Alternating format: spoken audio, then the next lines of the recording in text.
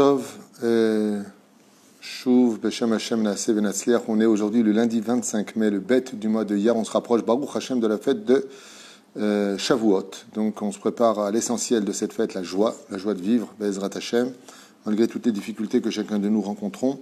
Shiur, donc j'ai donné, je crois, la date, le 25 mai, lundi, et le bête Iyar pour l'Askara de Mathilde, Simone, Simcha, Griger, Bat Helen Uri Saadia Zichrona Libracha, et aussi pour l'élévation avec votre permission de Ruth Bat Esther Zichrona Libracha Roach Hashem Tenachanan Begen Aiden Elion Vachol Shorvot Imahen Bichlal Arahamim Vaselichot Vechen Yeratzon Lomar Amen Tiye Nishmatan Sorachim Shem Hashem Naaseh Venatzliach Refosh Lema pour tous les malades d'Israël. Une fois de plus, merci pour tous ceux qui nous soutiennent par tous les moyens possibles, virements bancaires, PayPal et autres. Que Dieu vous bénisse sur tous vos chemins, dans toutes vos actions. Soyez bénis, Bémet, Beruch Haniot, Begashminut, Aïd, Belidai. On étudiera sans plus tarder aussi pour la réfouach lema de tous les malades d'Israël. La liste est longue, donc on attaque directement notre 10e Mishnah du 3e chapitre de Masechet Avot que j'adore.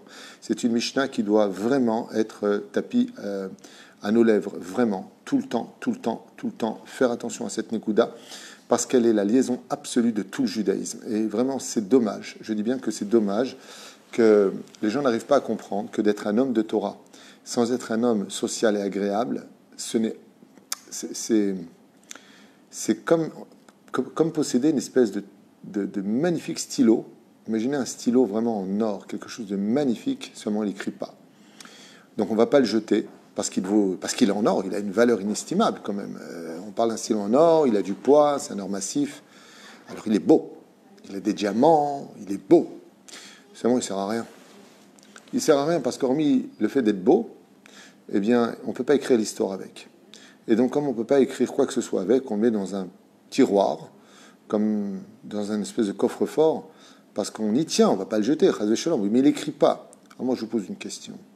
Si vous devez écrire quelque chose, vous avez un bic, un stylo qui coûte 90 agorotes, ou ce que vous voulez, on s'en fiche. Vraiment, un stylo tout pourri, mais il écrit bien. Et de l'autre côté, vous avez un stylo en or, mais qui n'écrit pas du tout. Vous allez prendre lequel dans vos mains? Automatiquement, celui qui écrit. Et pourtant, celui qui est en or, waouh, qui ne rêverait pas de l'avoir avec ce diamant en pointe? Magnifique. C'est ce que va nous apprendre la Mishnah.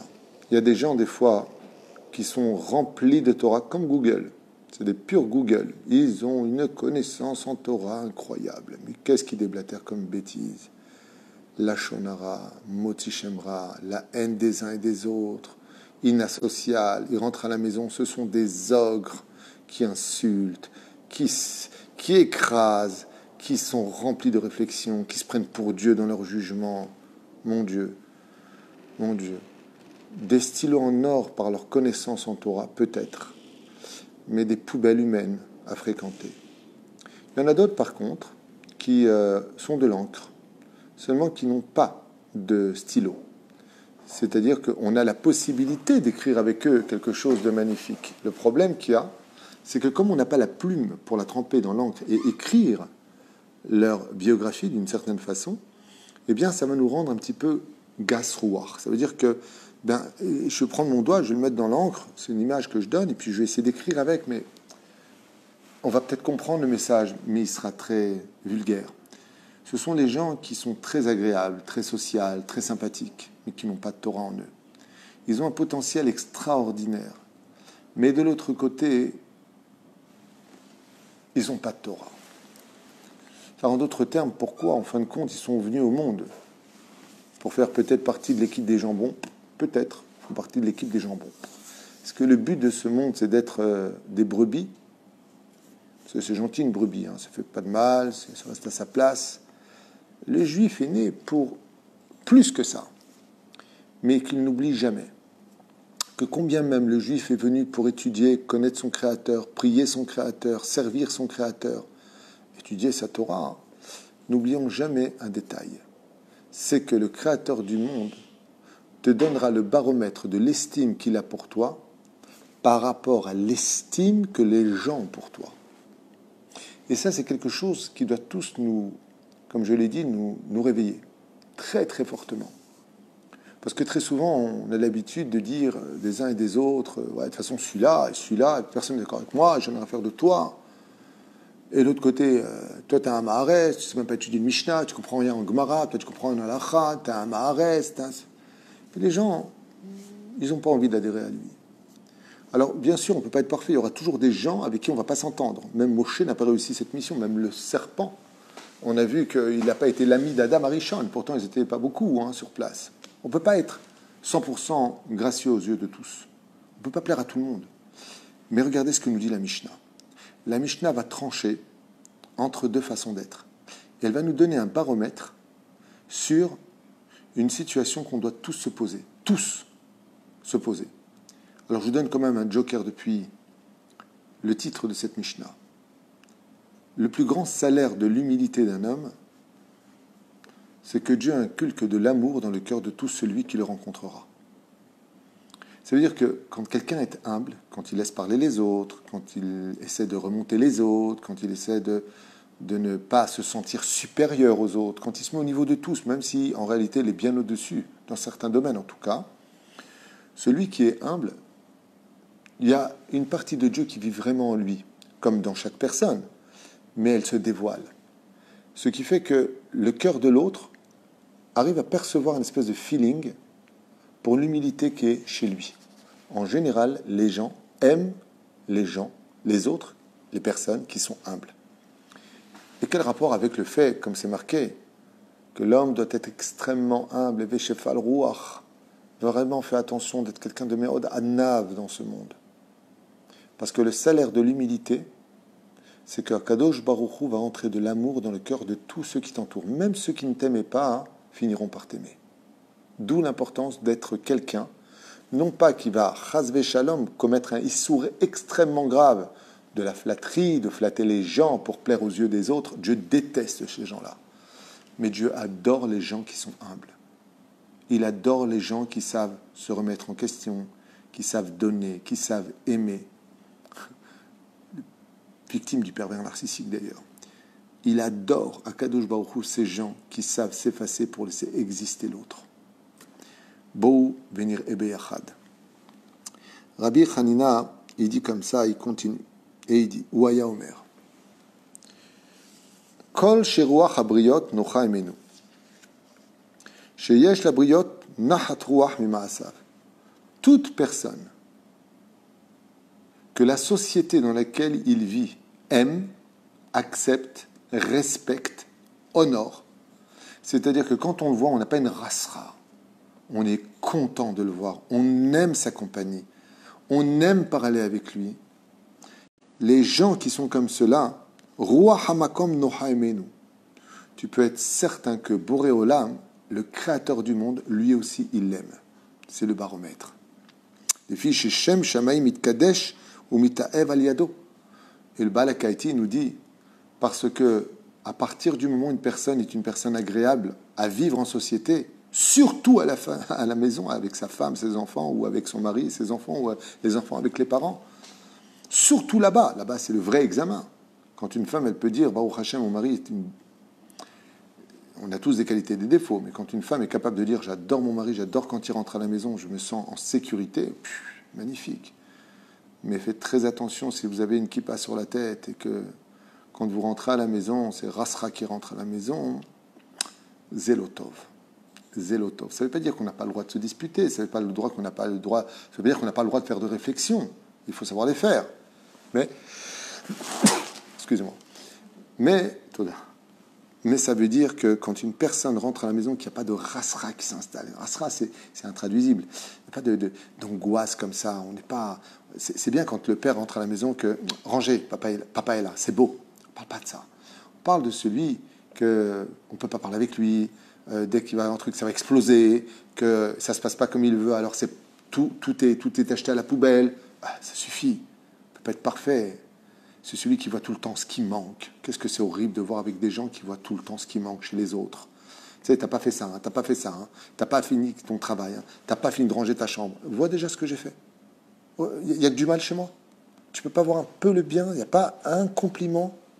Il n'y a pas un truc qui relève. À ce point-là, je suis noir à tes yeux. Boré Olam, il dit, celui qui est comme ça, qu'il sache que moi, si Béhémet, cette personne, elle relève les autres, si Béhémet, cette personne, pourra pas parler dans le sens du poil, parce que Béhémet, il est sincère, il voit vraiment le bien, il voit le bien parce qu'il y a du bien.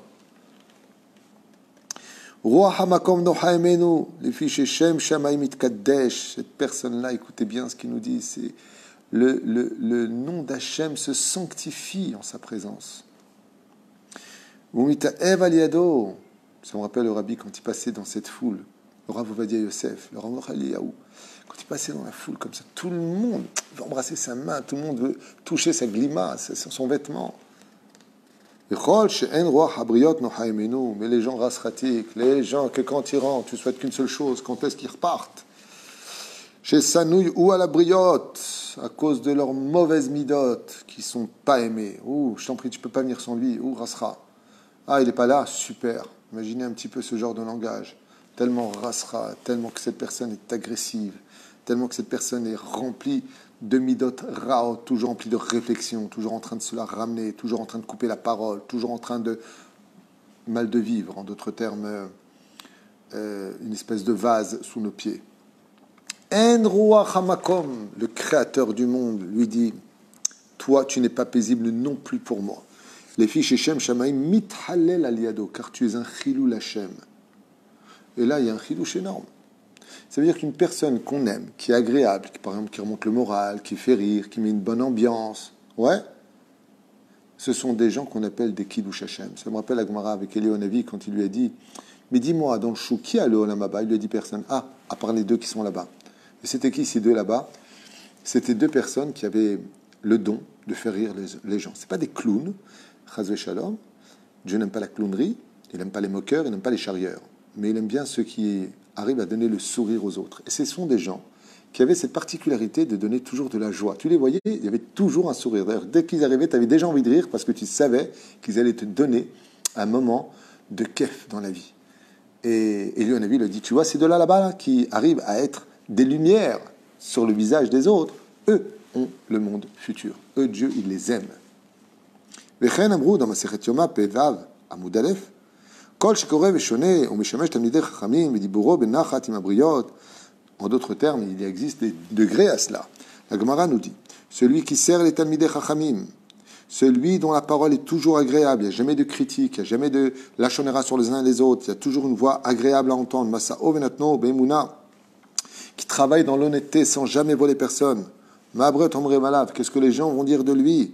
Ashre ploni shelamat Torah, heureux cet homme de qui il n'y a rien à dire. Il étudie la Torah dans la droiture. Il a du respect pour ses parents, il a du respect pour les Talmidei Chachamim, il a du respect pour toute personne, même ceux qui ne sont pas dans la Torah. Raou kama na'im drachav, combien sont beaux ces chemins, on a envie de lui ressembler, avec kama metukanim ma'asav, et combien on aurait aimé avoir une personne comme ça dans notre entourage.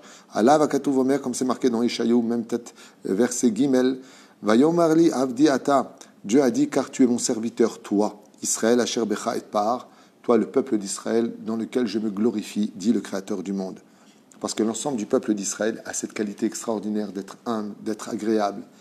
Les gens, en général, aiment les Juifs, de façon générale. Je ne parle pas des antisémites qui ont été formatés à la haine du Juif. Mais quand on apprend vraiment à connaître un Juif, vraiment, mais vraiment, on enlève des fois un petit peu, vous savez, on ne peut pas tout le temps être propre, des fois il y a un peu de boue.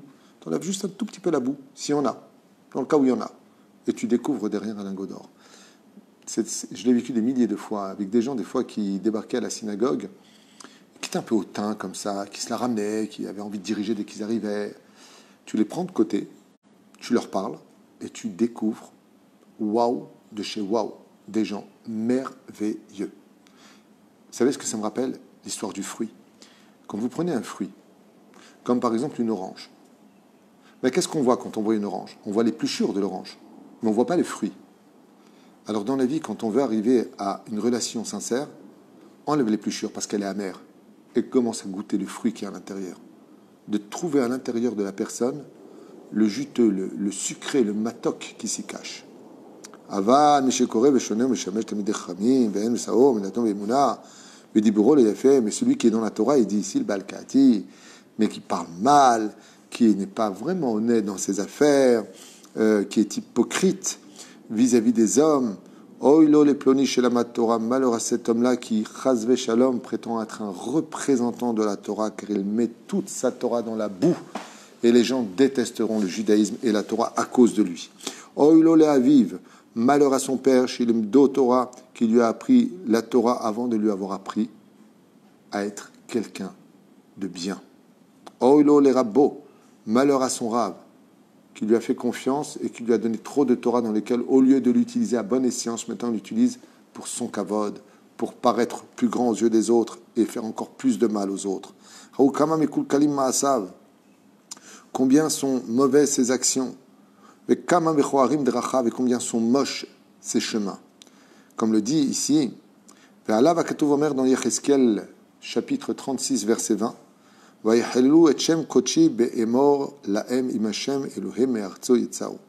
comme le rappelle le verset ici, dans Yecheskel, vous avez malheureusement profané le nom d'Hachem, mon saint nom, en parlant justement, l'Em Am Hachem, au nom donc de le peuple d'Israël, celui-là, Me'artso Yatsaou, ceux qui sont sortis de ma terre.